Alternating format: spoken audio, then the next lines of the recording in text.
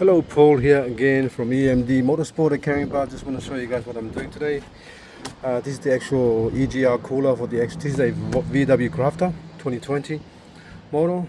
So just doing the actual coolant fill up here. So I'm using the vacuum suction to actually suck all the air out from the system and actually force the actual coolant in.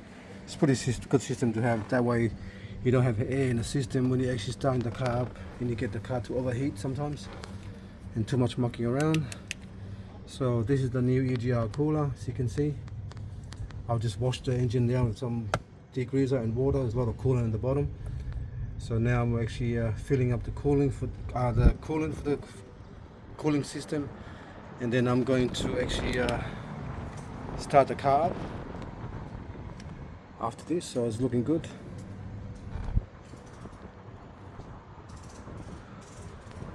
So I'm going to press pause and I'm going to have a look at the system, make sure it's full. I'll take this off and I'm going to do the pressure test now. Okay, I've disconnected the actual coolant filler there, so now I'm doing the actual pressure test. Basically forcing pressure into the system to make sure it's holding pressure. Usually if it's not holding pressure, you can see that needle just going straight down to zero. But the most important thing is not really the pressure test meter, it's you actually looking for a leak anywhere. That's why it takes longer for me to do some kind of job, because I don't just finish the job and give it to the customer and hope for the best. I want to make sure nothing fails. I want to make sure if something does fail, it fails on me here in the workshop, so customer doesn't have to go through the bringing me up and towing the car back and all that problem.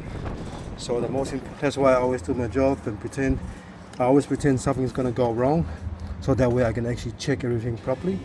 No matter how many times I do the job, I still pretend something is going to go wrong, so that way it will force me to actually check the job properly to make sure the customer pick up the car and drive and never see me back for the same problem, but just for his service.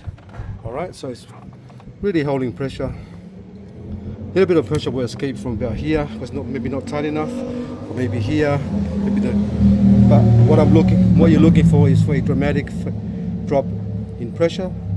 It's holding pressure, so I need to actually start the car up and see what happened now. Basically I got a little valve there to release the pressure, but if your system's leaking, this is what's going to happen. That's basically, if the system is leaking, that will happen, drop to zero. If it's not leaking, it's basically alright. So now I'm going to my battery is low now, so I'll do another video later on when the car is starting. So I'm going to start the car up. I'm not sure if it's still showing because my battery is on 3%.